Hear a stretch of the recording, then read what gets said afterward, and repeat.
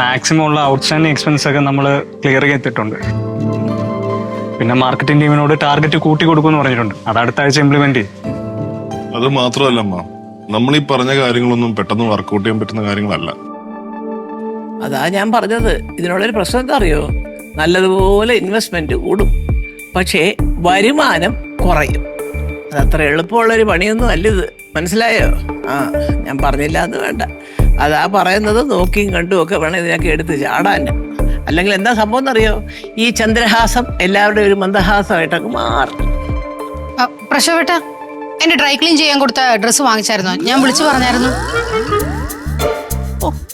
എന്റെ പൊന്നു കൊച്ചേ, ഇങ്ങനെ ഓടി നടക്കുന്ന ചെറുക്കൻ വേണോ ഇനി അലക്കാൻ കൊടുത്ത തുണി കൂടെ വാങ്ങിക്കാൻ? നിനക്ക് പോയി വാങ്ങിച്ചൂടെ? അമ്മ, ഞാൻ പോകാന്ന് പറഞ്ഞതാ, ഏട്ടനെ സമ്മതിക്കാത്തെ. ഈ സ്വന്തം തുണിയൊക്കെ വീട്ടിൽ തന്നെ കഴിയൂടെ ചേച്ചി? ജനിച്ച് ഇന്നേ വരെ സ്വന്തം തുണി അലക്കേണ്ട ഗതികേടൊന്നും എനിക്ക് വന്നിട്ടില്ല. ഇതിനെ ഗതികേടെന്നല്ല പറയേണ്ടത്, ഇതിനെ മടിയുന്ന. ഓഹോ, ആഹാ. അപ്പൊ ഏതായാലും തുടങ്ങാൻ സമയമായോ? പിന്നെ ഞങ്ങൾ അങ്ങോട്ടെങ്കിലും മാറിയിരിക്കാം. ഇല്ലമ്മ, ഞാൻ മാറിക്കോളാം. ഞാനും പോവണം. അയ്യോ എടാ ചെറുക്ക, എനിക്കറിയാൻ വയ്യായിട്ട് ചോദിക്കുക, അവൾ വല്ലതും ചെയ്യാന്ന് നീ എന്തേ പിടിച്ചു കെട്ടി നിർത്തുന്നത്? അതമ്മ, അത് വേറൊന്നും കൊണ്ടല്ല അമ്മ. എന്തെങ്കിലും ഒരു കാര്യത്തിന് ഏട്ടത്തിൽ പുറത്തേക്ക് പോയി കഴിഞ്ഞോണ്ടല്ലോ, തിരിച്ചു വരുമ്പോ ഒരു 10-15 ഡ്രസ്സ് കയ്യിൽ സ്റ്റോക്ക് ചെയ്തിട്ടേ വരാറുള്ളൂ. അത് നേരാ. ഈ അതർ എക്സ്പെൻസ് എന്നും പറഞ്ഞൊരു ലിസ്റ്റ് കാണാറുണ്ട് ഞാന്. അത് വളരെ കൂടുതലാണേ പൊന്നു മോനെ. ചേട്ടാ, അമ്മ ഇതൊക്കെ ശ്രദ്ധിക്കുന്നുണ്ട്. അവന്റെ കാര്യം മാത്രമല്ല, നിന്റെ കാര്യം ശ്രദ്ധിക്കുന്നുണ്ട്, എല്ലാം ശ്രദ്ധിക്കുന്നുണ്ട്. കാശ് പോകുന്നത്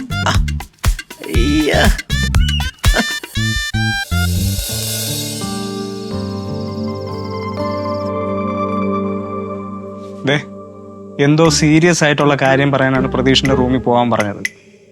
അവിടെ ചെല്ലുമ്പോ സുരഭി കാണും. 1-2 പറഞ്ഞ് മാന്താനോ പിച്ചാനോ ഒന്നും പോകരുത്, കേട്ടല്ല? ഞാനായിട്ടൊന്നും പറയാൻ പോകുന്നില്ല, പക്ഷെ എന്നെ കയറി ചൊറിഞ്ഞാ ഞാൻ പിടിച്ച് മാന്തുവേ. അവളായിട്ട് ഒന്നിനും വരൂല, നീ ആയിട്ട് അങ്ങോട്ട് പോവാതിരുന്നാ മതി, കേട്ടല്ല? കേട്ടു. എന്നാ വാ.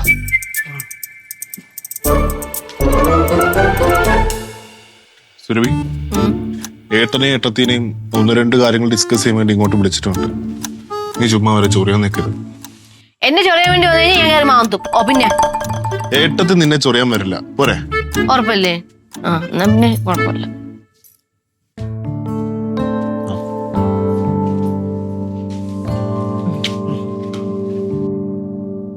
എന്താടാ, എന്താ സീരിയസ് ആയിട്ട് പറയാനുണ്ടെന്ന് പറഞ്ഞേ? ഏട്ടാ, അമ്മ പറഞ്ഞത് ഏട്ടൻ രാവിലെ കേട്ടതല്ലേ? ഇൻവെസ്റ്റ്മെന്റ് എമൗണ്ട് കൂടുതലായിരിക്കും, അതിനനുസരിച്ചൊന്നും വരവൊന്നും കാണുകയിലാണ്. പക്ഷെ ഒരു കാര്യം സ്ട്രൈക്ക് ചെയ്തേട്ടാ സുരഭി പറഞ്ഞപ്പോ, ഇൻവെസ്റ്റ്മെന്റ് കുറവും പക്ഷെ ഡബിൾ റിട്ടേൺസ് കിട്ടുന്നൊരു പരിപാടി സുരഭി പറഞ്ഞു. അല്ല, അതെന്ത് പരിപാടി? കുറഞ്ഞ വിലയ്ക്ക് വല്ല നാരങ്ങയോ മാങ്ങയോ വാങ്ങിച്ചു കൂടിയ വിലയ്ക്ക് വിൽക്കാനായിരിക്കും. അണ്ണാ, ഞാൻ എന്റെ അടുത്ത് പറഞ്ഞതാണ് ഈ മീറ്റിംഗിൽ ഇവരെ വിളിക്കണ്ടാന്ന്. കോൺഫറൻസ് റൂമോ? നിങ്ങളുടെ കിടപ്പൂരിയല്ലേ? ലക്ഷ്മി, നിനക്കൊന്നും മിണ്ടാതിരിക്കാൻ പറ്റുമോ? സുരഭി, നീ കാര്യം പറ. അണ്ണാ, തുടക്കത്തിലെ ഒരു ഓഫീസും പിന്നെ ഒരു സ്റ്റാഫും വേണം. പിന്നെ ബിസിനസിന് വേണ്ടി നമ്മൾ അങ്ങോട്ട് പോകേണ്ട ആവശ്യമൊന്നുമില്ല, ഇങ്ങോട്ട് വന്നാൽ മതി.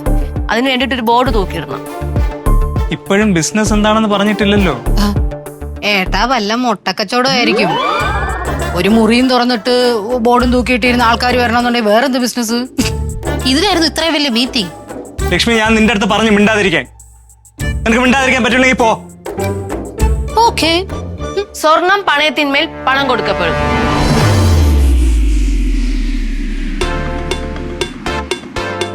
അതായത് ഗോൾഡ് ഫിനാൻസ്.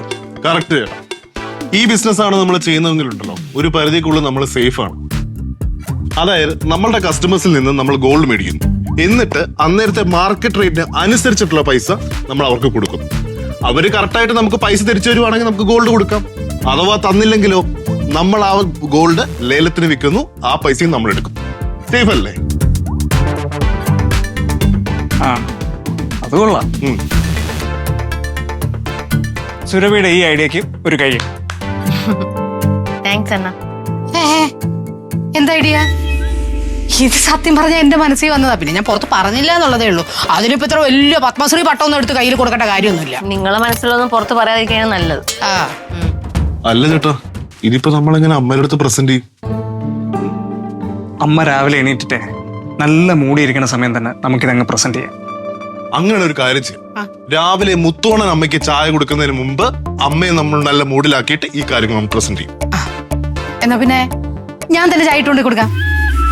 അയ്യോ അത് വേണോ? നീ ഒന്ന് കണ്ടു നോക്ക്. ആ ശരി. ആ ഉം.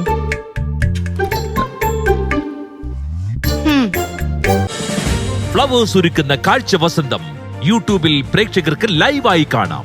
ഫ്ലവേഴ്സ് കോമഡിയിൽ ജോയിൻ ചെയ്യൂ, ആസ്വദിക്കൂ.